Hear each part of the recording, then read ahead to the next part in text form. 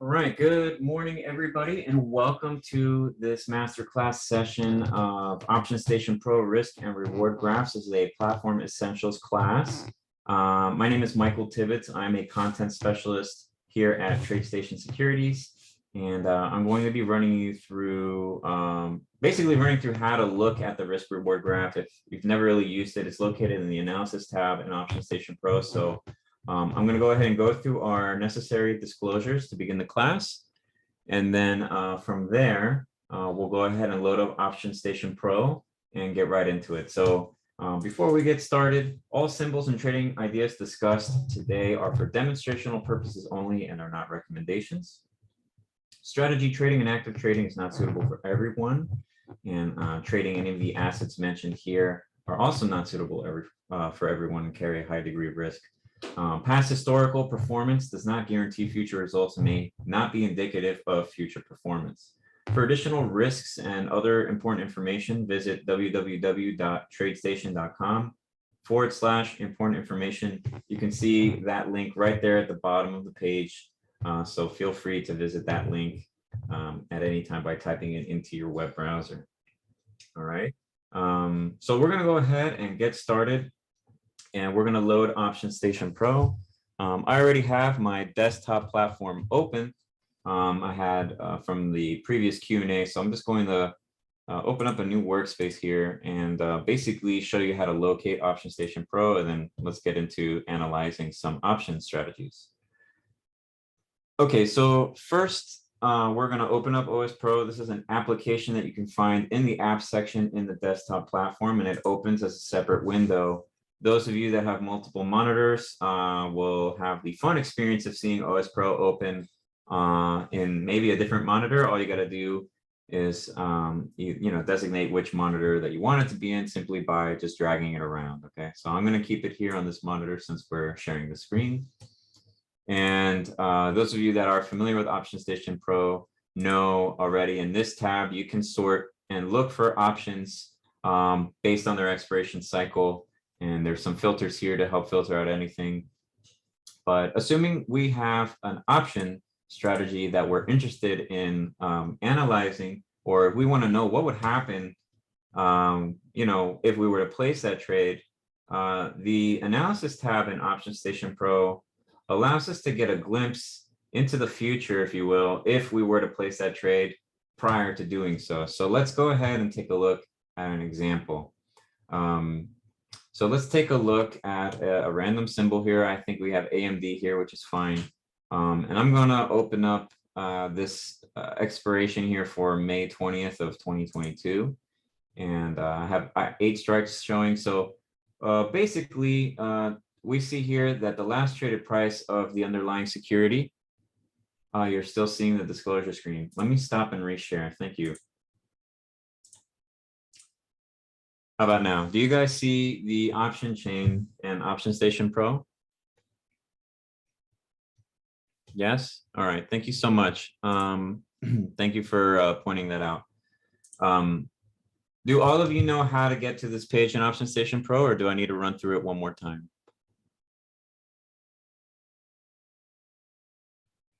Yes? Everybody's good? How to get here? Okay, great. So if we're looking at an option like this AMD here, this option, let's say we wanted to know, what would happen if we purchase, let's say, an at the money put, right? So we know that puts are on the right, calls are on the left, and we have our strike price in the center. And this information here, we have a bunch of information about the puts here that, you can customize. But let's say we really just wanted to know what would happen if we purchased the put. So right now we're trading the underlying security of AMD, right, is trading at 105. So I would say the closest strike price that's at the money between 105 and 110 would be 105.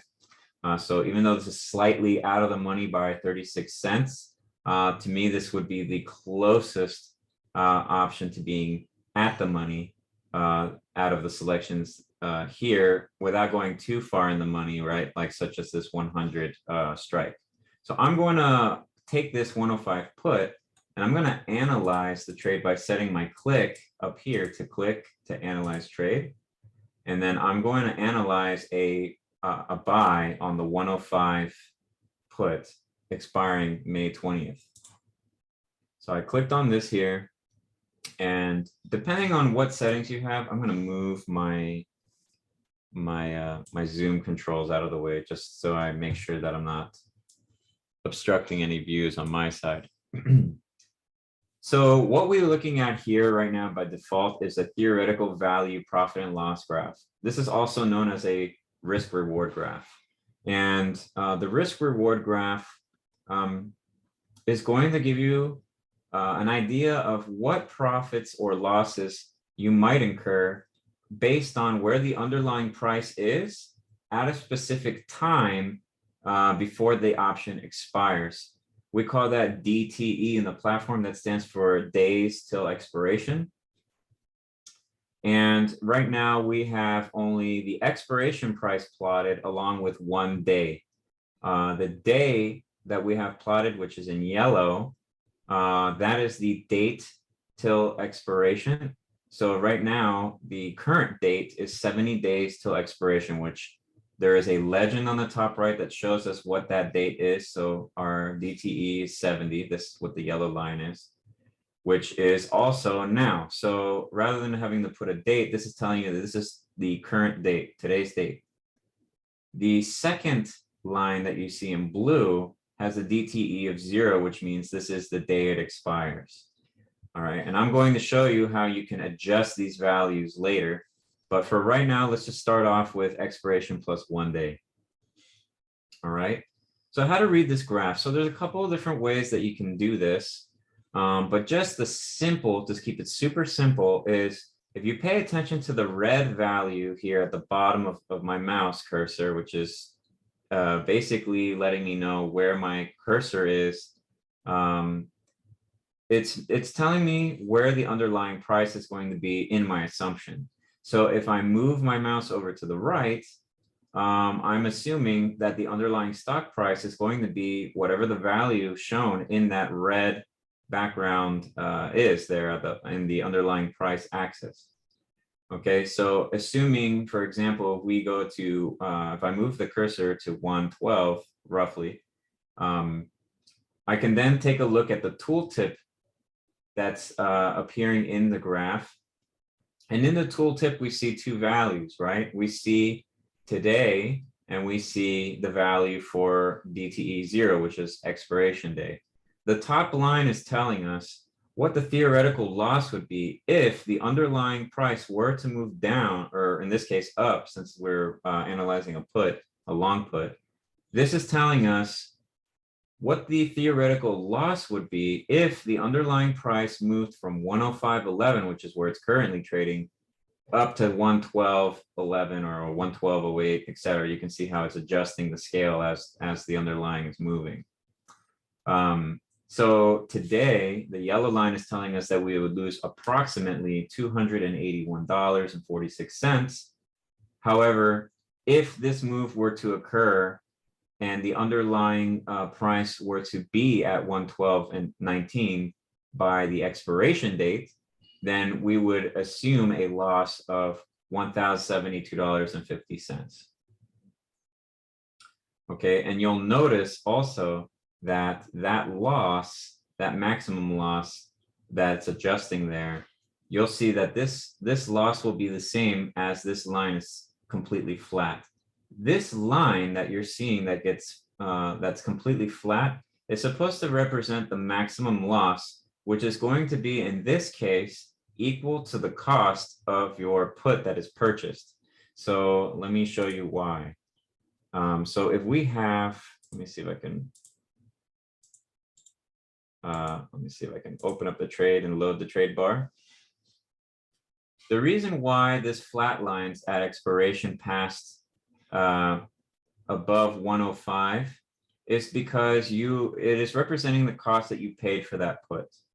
Okay, so in the case of single options, when you are long a single option, whatever price you get filled at, that will then be your maximum loss, and that maximum loss will be the flat line that you see on the data expiration once the option expires out of the money. Out of the money in this situation for a put would be that the price of the underlying is greater than the strike price, because the strike price, when you're long a put, gives you the right to sell 100 shares of, in this case, AMD at the strike price by or before its expiration date. So one has to ask themselves, what is the real value of being able to sell 100 shares of AMD at 105 when the current market may be trading higher than that, right? In this example, we were looking at 112. So why would anyone in their right mind exercise the option to sell 100 shares at 105 when they can sell the shares at 112? And it's that same logical thinking that makes these options completely worthless upon expiration if they're above the value of the strike price. Now, another thing to consider is it's not just the value of the strike price, but also the amount that you paid for this option. So if you paid, let's say the quote here is 1075, right? If you paid 1075, then also your break even point is going to be the 105 minus that 1075. So your break evens actually don't even appear at anywhere near 105, right? So to find your break even, you have to look at this zero line. So this zero line, I know it's not that obvious because it's a lighter colored dotted line compared to these more grayed out dotted lines. But where this blue line intersects with that dotted line is going to tell you more or less where the securities price, the underlying security price, is going to be in order for this long put to break even. In this example, if we pay 1075 for this put, let me go ahead and just select 1075 here. I can adjust this as this is moving. But let's assume this, so let's say it's 1070 is the max loss. Then you can subtract 1070 from your 105, right? So 10 minus 105 is 95, and then the 0.7 is going to bring it to somewhere around 94.3. So when you look at the zero line, you'll see that more or less 94.3, you can see on the blue line here, it's telling us we're almost at a break even, right? It doesn't show us the exact break even, but it's giving you an idea of where price is going to be in order for you not to gain nor lose money if you were to buy this put for that price, right? So this is kind of giving you that price slice, and you can also adjust this to be exactly at that price. So we can put it at 94, what was it, 94.30 we said? And we can adjust it here. So these lines can be adjusted by these price slices here. So if I make this 94.30, now when I look at 94.30, we can see what the value would be once I enter that in. So now here's 94.30, and it's looking like roughly, because we're getting changes in the bid and ask right now, it's not going to be an exact zero amount, but you can see that it's very close to a break even, right? 247, 59 cents, 80 cents. So that's how you would analyze. That's how you can analyze what the potential outcomes for your profit loss and your break evens are using this 2D graph. Okay, there is another version of the graph, which is a 3-dimensional graph. It tells you the same information. This 3-dimensional graph, though, in my opinion, just makes things harder to see, only because you are trying to take something that really is a black and white concept. The option's either going to expire in the money or it's not. And it tries to plot it in 3 dimensions. Okay, the 3 dimensions that you can see here are the underlying price, the theoretical value, profit and loss, and the dates. These are now date slices. These date slices, though, are already predefined in here.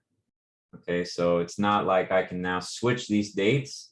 So I like the flexibility of the 2D graph more, but this is just a matter of preference. As you can see, the further we approach, the further we move in time, right?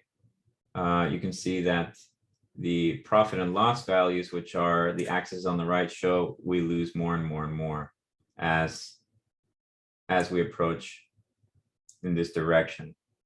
If I can hold it this way, you can see that here are the price slices, May, April, and March, and you can see how we start at some level above if we move our mouse over. And as we start heading down, you can see it loses the full amount, right, by expiration. The underlying price is noted here, and you can see that the higher the security moves, the lower the value will be worth. And the higher lower the security moves, the higher it'll be worth, because we're analyzing a put.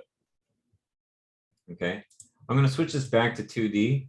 I'm going to talk about adding additional price slices now. So one thing that we've talked about is pinning a slice here in price slices.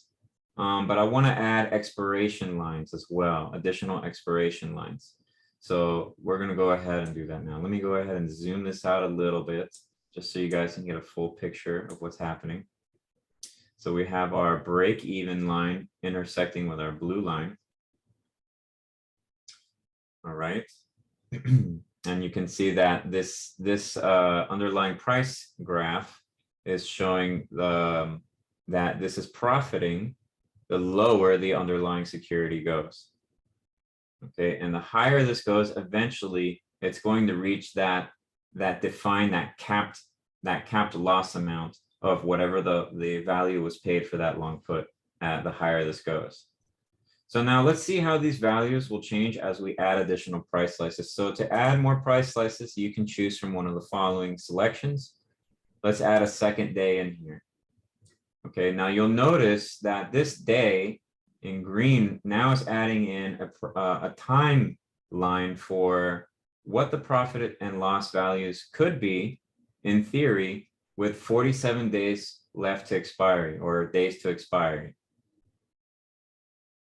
You cannot adjust this value here. To adjust this value, you're going to click on the settings wheel up at the top, and you're going to go to graph, and you're going to look for the color that you want to adjust. So we know that the yellow color is today's date, which is which is represented by the slider being all the way to the left. The date slider, the way it's read is, in order from left to right, it is the current date all the way to the expiration date. Therefore, if you wanted to find out what the midpoint was, meaning the date to expiration, where it's exactly halfway between the current date and the expiration date, you can adjust the slider to be right in the middle. Okay, now we can hit close. Now you can see that the date to expiration is adjusted to 34 days. All right, it makes sense, everyone? So that's how you adjust these time points. You don't actually enter in a date, it's done through a slider. So that's how that's accomplished. Now you can see that now we can see not only what we would make today if the price moved down to, let's say, 94.26, but we can also see what would happen if the price moved down to 94.26 by April 16th. Right, so if the underlying security AMD moved from 105.55 to 94, what was it now, 94.30, if it moved today, there would roughly be a profit of $589, give or take the motion that we're seeing here because of the bid and ask changes. We're also seeing that if it took as long as 34 days till expiration to make that same move, in other words, if it took until April 16th to make the same move, we're looking at roughly a $315 profit. And the reason for that difference, as many of you may know, is due to some risk factors, mainly the risk factor of time. So time decay is something that can be analyzed also in this same graph. First of all, time decay, the effect of time decay on an option's value is measured by an option Greek known as theta. And the theta value is telling you what the amount theta might be, right? Because these are all estimated values, might be for 1 day passage of time, right? So if 1 day passes, right, in this option, for example, for the price slice now, for this point right here, if price moved down to 94.30, it's also estimating by the end of the session, theta decay will eat up $6.67 worth of that value. Let me see if I can change one of the plots here. You cannot set them all to plot to different plots, so all the plots will be the same plot. Meaning that if I change this to the blue line now, it's going to look at what the theta values would be at expiration, which obviously would be 0 because time decay will erode all extrinsic value at expiration. But what about on April 16th? What would the time value, what would time decay be then? Right? And so you can see now at these different price slices, right? We have it at, let's just keep this one at the money at 105. We can actually make this very simple. So I'm going to delete these values here and I'm going to put in 105 exactly. It doesn't like that I'm entering 105 here. Give me a second. Delete, delete, delete. There we go. So let's say it moves up 105, and let's just say this goes up to 115. Notice that now, as I adjusted these price values, the slices on the graph have adjusted. So that's how you move them. Okay. Now by April 16th, what would the theta decay value look like if the underlying price were at any one of these points? Well, it's telling us if the price moves down, if AMD's price moves down to 94.30, 34 days before this option expires, the value of time decay is going to be about $8.79 per day, assuming delta, gamma, vega, and rho and implied volatility remain unchanged.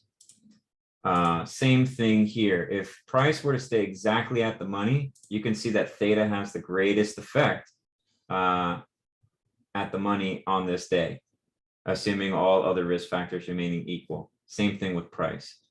So this is one way to visualize the effect that theta has, simply by setting your price points and setting your plot dates, right?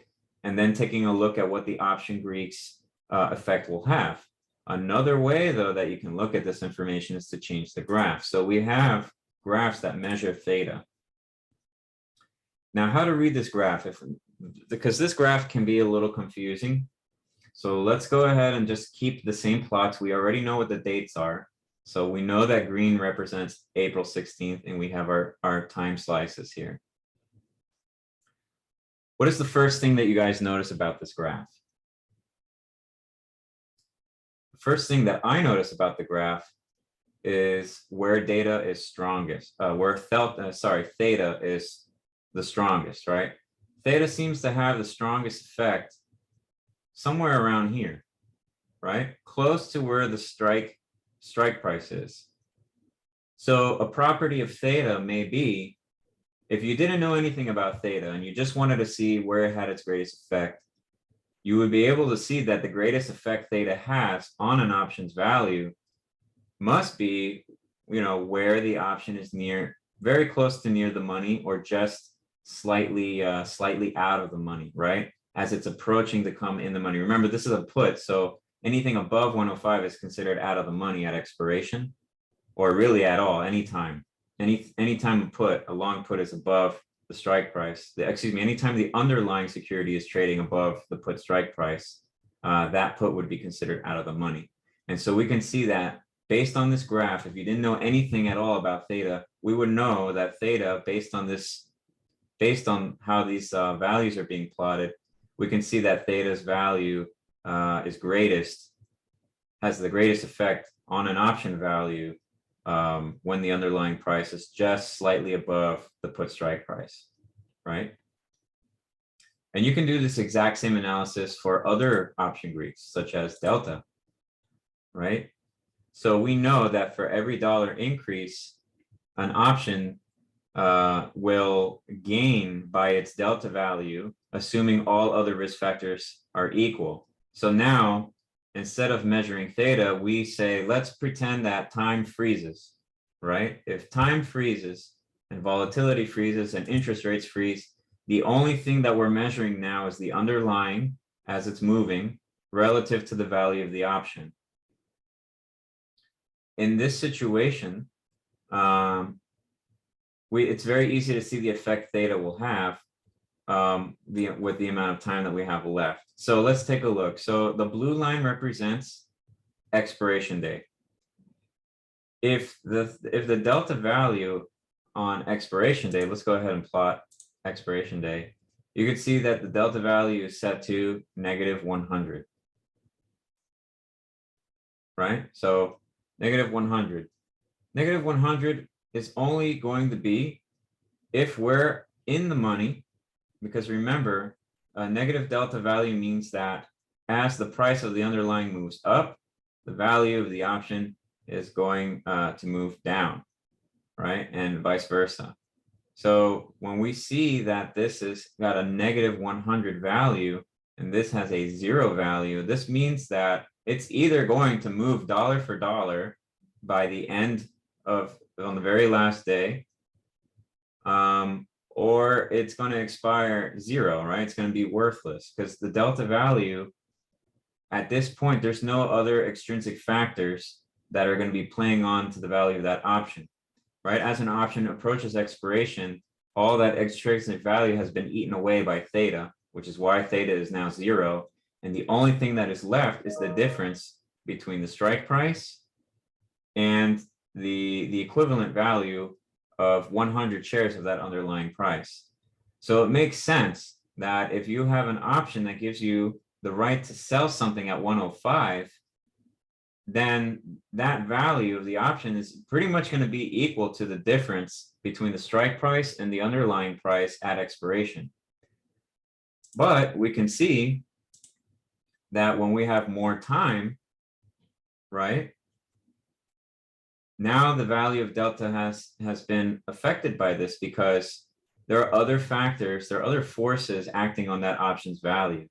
And so even though delta, will increase, even though delta will increase, because remember, increasing for a put is when the values of the security go down, even though the value of delta is going to, I guess in this case, decrease closer to -1 or -100, there are other things that are affecting that option's value.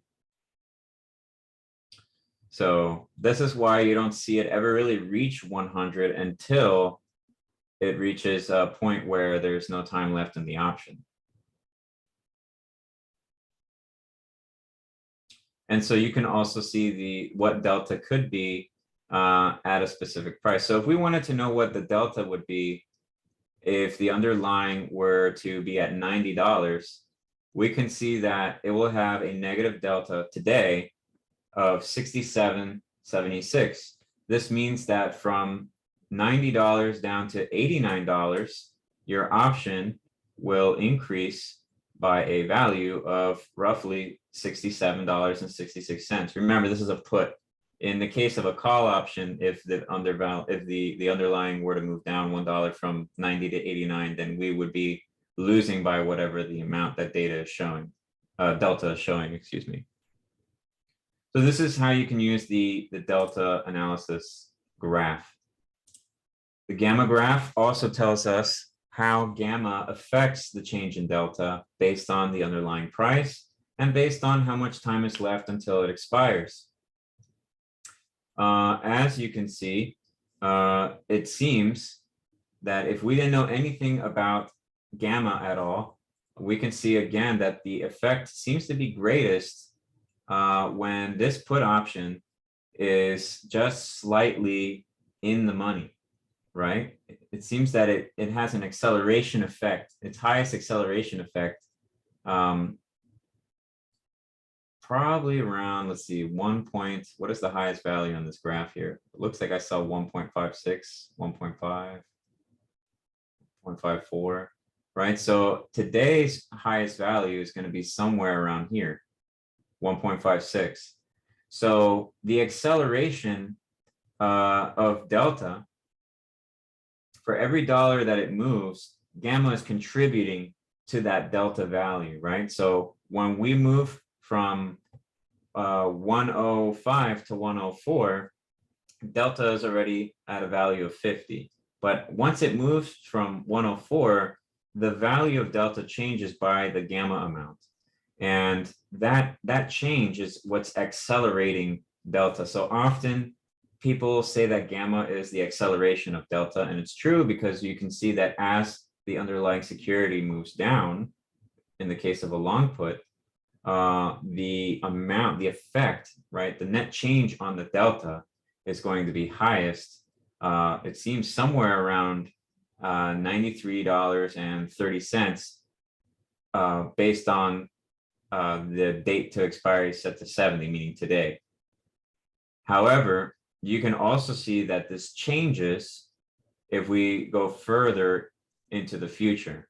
So this graph is now showing us a property about gamma, telling us that gamma has its greatest effect for when we're analyzing the same option for April 16th, right? With 34 days left to expire, you know, gamma is now greatest. It appears somewhere around $99.52. And if we add a third price slice in here, where we have even less time till expiration, let's go ahead and say, instead of 23 days, let's go ahead and put 15 days. Roughly 15 days.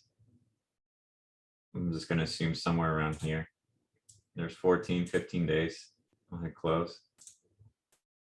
15 days. You can now see that gamma is starting to get higher and higher the closer we reach the strike price. So with more time to expiration, gamma tends to be greatest once an option is already, you know, quite in the money. Then as time approaches expiration, gamma's effect starts to become greatest as it becomes closer to the at the money strike, until eventually, once we're very close to expiration, the value for gamma will be highest once we start getting, once we're at the money. And when you think about it, it makes sense because that's when an option starts tracking its underlying security dollar for dollar. So there's a term called gamma scalping, which is essentially takes advantage, or gamma risk also, which takes it is a risk that's involved with options. Under appearance, can one change where the axis is displayed? I don't know if we can change where the axes are, where they're displaying. I can see if there are any graph settings, but date range now to earliest expiration, you can set a specific date range, but I don't think you can pick where the axes are shown. Good question, though. There are some other things that you can check for up here as well. So this is basically changing your increment of interest. This really doesn't do anything other than expand that shaded area. So if you were just trying to see increments of the shaded area, that's how you control this. And then at the money and in the money and at the money, this is just telling you when an option is in or out of the money. And it looks like we have our dates here. It would probably make sense if we had it as a theoretical value. I don't think that this properly represents I think it's the in the money amount. If I set it to 0.5, if I set out of the money amount, setting it to 0.5. I don't see that this is matching 5 below, 5 above and 5 below here. So I'm not sure that I understand this function at this time. But the main features is, you know, how you can use the underlying price, define time slices, right, which are plotted as different colored lines. And the values of those plots are defined here, which you can set in your graph settings. And using your mouse, you can use the tooltip window that's on your cursor to get an idea of what the theoretical values would be. Now, keep in mind that the values on the theoretical profit and loss graph are showing profit and loss values, whereas the option Greeks are telling you what the option Greek value that's been selected are estimated to be at the specific time for, at a specific price of the underlying security at a specific time, which is defined here in your plots. Okay. Another value that you can measure is Vega. So again, all the option Greeks here. Vega is defined by the effect that that it tries to estimate the change in an option's value for a 1% change in that option's implied volatility value.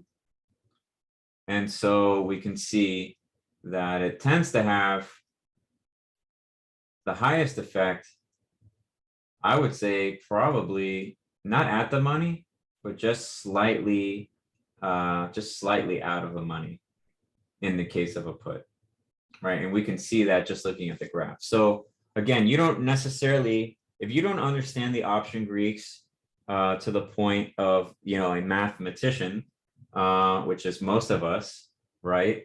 We can use these graphs to get pretty much a summary of what we need to know. We now know that based on all these times, these time plots, we know that Vega has the greatest effect on an option's value, just slightly out of the money in the case for a long put. We know that gamma starts off having its highest value when an option's deep in the money, but it starts to pull back and it starts to have its greatest value, starts to change as an option starts approaching its expiration, and it starts to have the greater value. It starts getting closer and closer to when that option is at the money.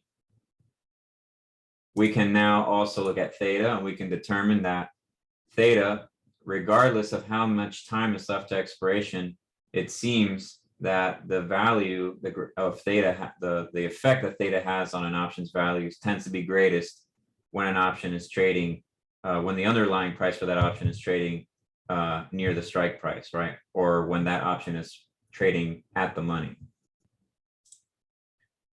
And lastly, we know that delta eventually will reach -100 or +100, depending on whether it's a put or a call. In this case, it's a put. The further an option goes in the money, and the further time gets us closer to expiration. And I guess the last one that a lot of people tend to ignore is rho, mainly because it's not common to see interest rates change too frequently. But now we might see interest rates change because of the current, economic environment. So perhaps having an understanding of how rho behaves, we can see the effect of rho tends to be greatest when an option has more time to expiry, and the further in the money it is. So a 1% change in the risk-free rate, which is a type of treasury bond rate, or not treasury bond, but just treasury. It's a type of treasury rate, the risk-free rate. A 1% change in the risk-free rate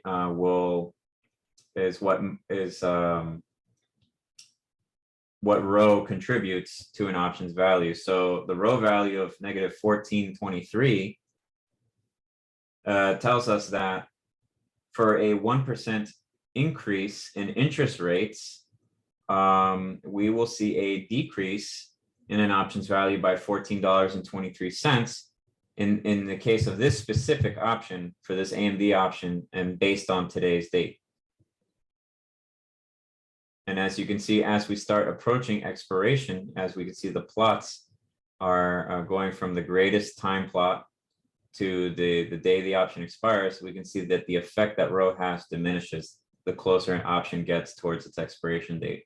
We can also see that regardless of how much time is left, row also has its greatest effect and eventually caps once an option is deep in the money. So hopefully everybody can see that. Okay, and this is just to analyze a single option.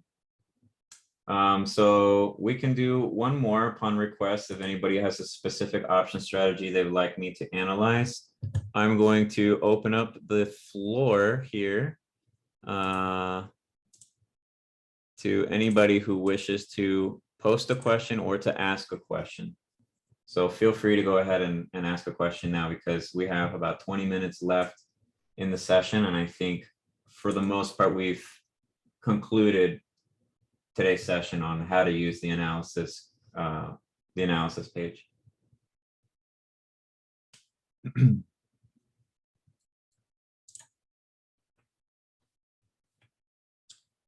How about a fly on QQQ? Are we talking about a butterfly call spread, butterfly put spread, or an iron butterfly? How would one do a spread? Okay, so we can use both of these as an example. The spread that Marcel is asking, it may be a it's a 4-legged option spread. So let's go ahead and say we're talking about a butterfly call spread. Okay, so let's go ahead and build one of those. So I'm going to remove this from my simulations, and we're going to change the underlying symbol to the one that Marcel requested. So we have QQQ, which is an ETF that tracks the NASDAQ 100 index, I believe. And let's take a look at how many days out, Marcel, would you like to choose?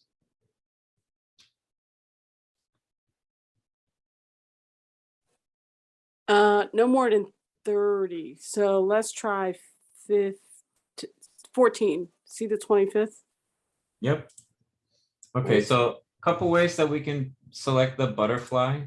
There is a pre-built option here for a butterfly spread. Note that the butterfly is not the same thing as the iron butterfly. The iron butterfly consists of both calls and puts, whereas a butterfly consists of only the same type of option. In this case, the butterfly, depending whether you are long or short the butterfly, long butterfly means that you are long the center strike and short the outer strikes. A short butterfly means you're short the middle strike and long the outer strikes. Basically, the difference is that a long butterfly benefits off of movement away from the at the money strike, which is the middle strike, or not the at the money strike, but rather the middle strike, versus a short butterfly is more of a credit range bound type of collection strategy that benefits when the underlying has no movement and trades closer to the middle strike. So which are you wanting to analyze, a buy or a sell? I think a buy would be safer. Okay. So we can analyze a call butterfly. The at the money right now is at 328. Is it your wish to keep the at the money strike the middle strike, or do you want to also change? Do you have any bias on where, or do you want to go based on off where price is now, or do you want to go based off a different price? So it could be slightly out of the money. Okay, so maybe 329 or 330 for your middle strike. So if we are at, we're at 327 right now. Correct. 328. So 30. Okay. Because it can move quickly, right? Only because it can move quickly. Okay. So let's go ahead. It's like a safe way to have insurance. I'm not, this is a disclaimer. I'm not suggesting anyone do this. But if one wanted to have a play on it rebounding, right?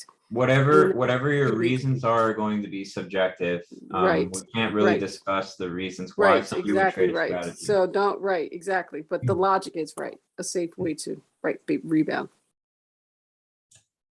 there are risks involved with these types of strategies, and not everybody is suitable to trade option spreads. I'm just going to throw that out there right now.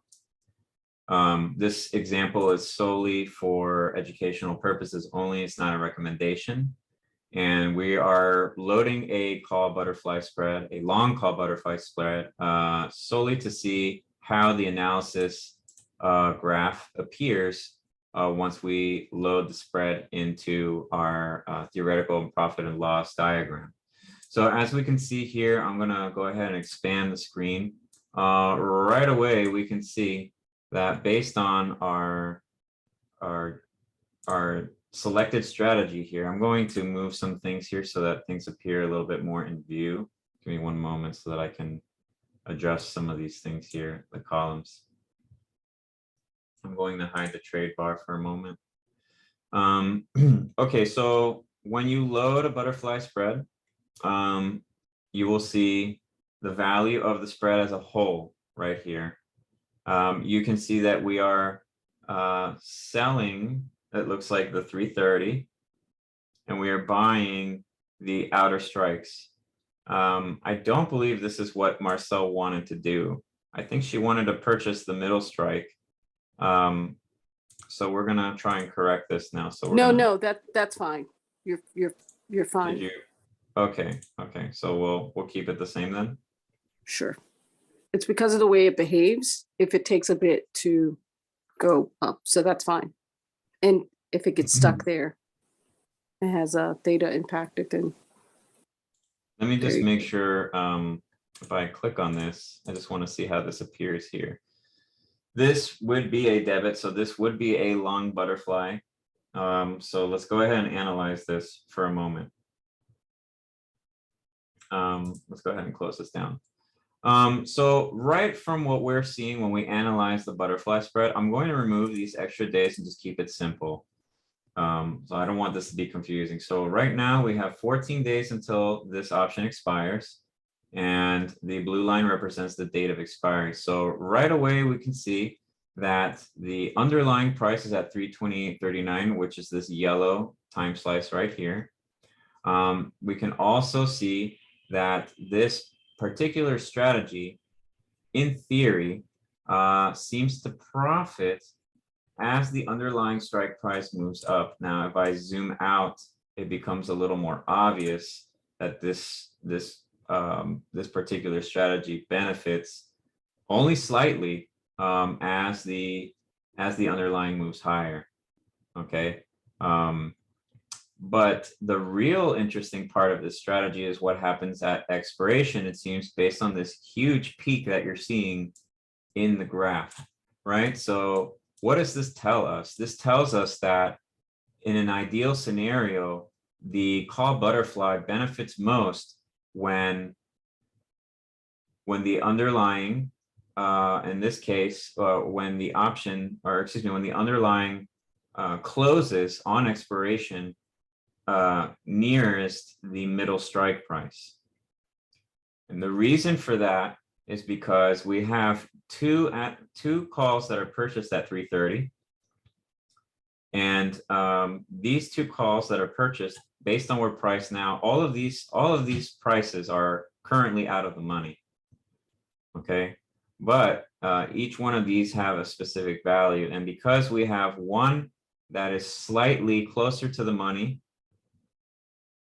and then we have one that is further out of the money than the ones that are sold, the net from selling both of these 330 strikes are creating a situation where, if held to the expiration, the value, the credit that's collected for the 330 is going to result in the most profit should the price of the underlying expire at 330. Let's take a look at how delta behaves in this situation. So delta is saying that based on, let me look at, where's our price slices? So you can see that delta pretty much stays fixed for the most part at 0.97 as the underlying security moves throughout the day, right? You don't see much change in delta. And the reason why is because we're a long delta, but we're also short delta because we have short calls. So whatever is happening in these individual legs, right? Each one of these has their own delta value, and it's kind of keeping this more or less delta neutral. You can see that because delta is hardly moving, right? We do approach 1, which is the maximum here, but even as we start falling lower, you can see it takes a very, very long time for the delta values to change based on today's date. But at expiration, you can see that the delta value pretty much stays at 1. So we can see that. Let's take a look at time decay. So again, without knowing anything about time decay, right, we can see, let me zoom out of this graph a little bit. So time decay is a negative value for the long calls. This is going to hurt the long calls, and time decay will also help the short calls. So this is telling us here that based on today's date, the effect of time decay will be positive as long as the positive, meaning positive for our short options, will be pretty much greatest when the stock trades more or less where it's trading right now, right? At its current price. Very close to the middle strike. We also see that it hurts us the most should the value of the underlying move down to around 294 or so. All right. So just knowing where these points are is going to be a quick way for us to understand the effect that the option Greek is going to have on the strategy. So here's gamma. Let me see if I can zoom out a little bit. Now you notice that gamma is going to be kind of moving around, but you can see here's a very steep value, but look at the scale of gamma. Okay, so keep that in mind. This is very small increments or changes in delta, right? We can see that gamma is highest in 2 points, right?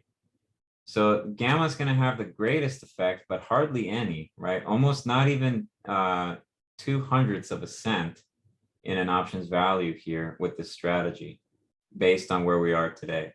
And of course, gamma will be 0 at expiration. But here we can see that gamma will have a value of close to 1 cent.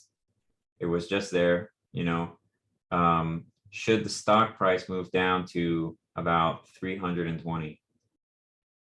Again, this is the QQQ that we are analyzing. So as you can see, we had to really zoom out of the scale to see that.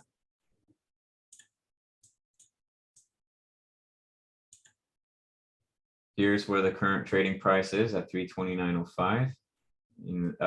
There would have to be a considerable move down, I believe, for QQQ to move down roughly another 8 points for gamma to have its highest effect on this options delta value. Now remember that these values for gamma are net because we're dealing with 3 different options being plotted all together.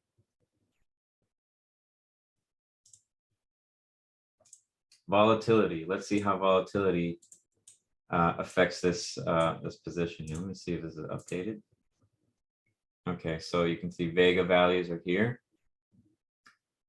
Okay, this is a negative. This strategy has negative Vega, meaning for an increase in 1 point increase in implied volatility in these options as a whole. Keyword there is as a whole, right? Is estimating the effect will be a decrease in about 7 cents of value, which in option speak, when you consider the multiplier, 7 cents is $7.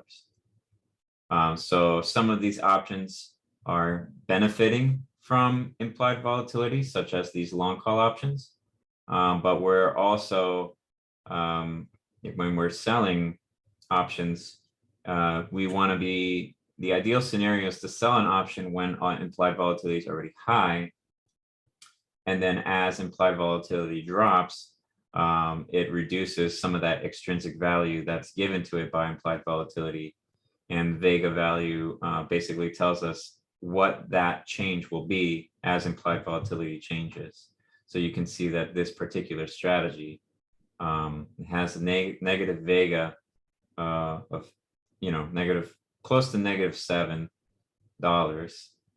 However, as the stock price moves away from the money, we can also see that should implied volatility change when the stock is trading around these values like 289 and 361, should that happen today, which is very unlikely because that would require a very large move in the underlying to even reach this point. It's saying that changes in implied volatility today, if the stock ever reaches these price points below, would be higher, right? Would be highest.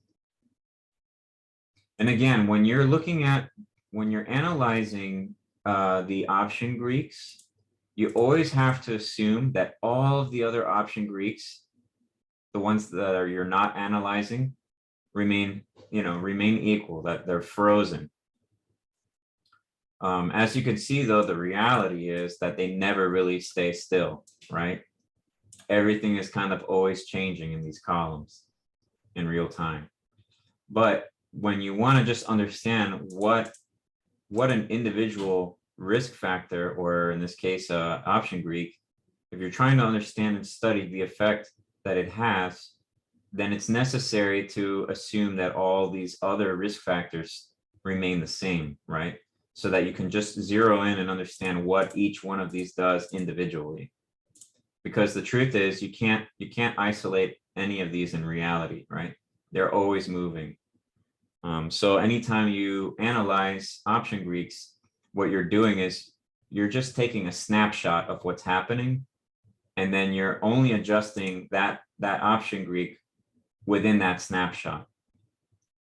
So it's like a moment in time that you freeze everything, and then you just analyze that individual risk factor, which is represented by the option Greeks.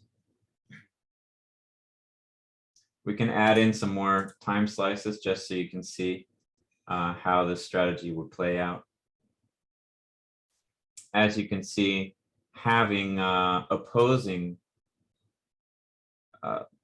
opposing legs, right? In other words, we have long calls and short calls that combine to make this strategy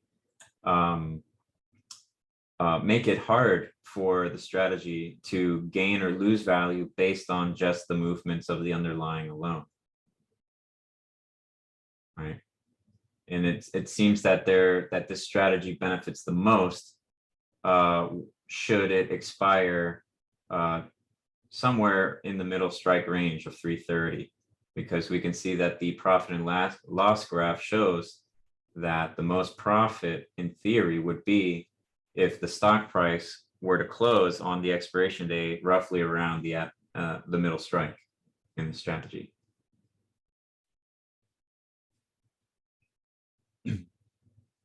So does everybody understand now, more or less, have a better understanding on how to use this graph? Analyzing different kinds of spread is great material to cover. Great class today, Michael. Thank you. You're welcome, Rich. You're welcome, Marcel. All right. Wow, that hour went by so fast. It's already 1:28. I'm going to go ahead and stop the screen share. It is Friday, ladies and gentlemen, so I want to wish you a wonderful weekend. It's been a pleasure to substitute for Jesus these last 2 weeks while he's been gone. This is going to be the last class that I'm covering for him in his absence. He'll be returning on Monday to continue masterclass sessions. I will be, or I am now, the host of the Getting Started channel. So a lot of the material that I will be covering there is pretty basic. It's for those who are just getting started with a specific iteration of one of our platforms, whether it's the mobile, web, desktop app, Futures Plus. They're very entry level type of videos designed to orient somebody. However, I do have Q&A sessions in the Getting Started channel as well, but I imagine that the questions that I'll be asked in those are going to be a little bit more simple in nature. So continue to ask the more challenging questions with Jesus in the Ask the Experts sessions that he hosts, and as well as any easy language questions when he hosts with the easy language questions answered. So I hope you all have a wonderful weekend, and I look forward to seeing you in future sessions if I'm ever needed here again in the masterclass section channel. So that said, thank you, and you all have a wonderful weekend. Take care.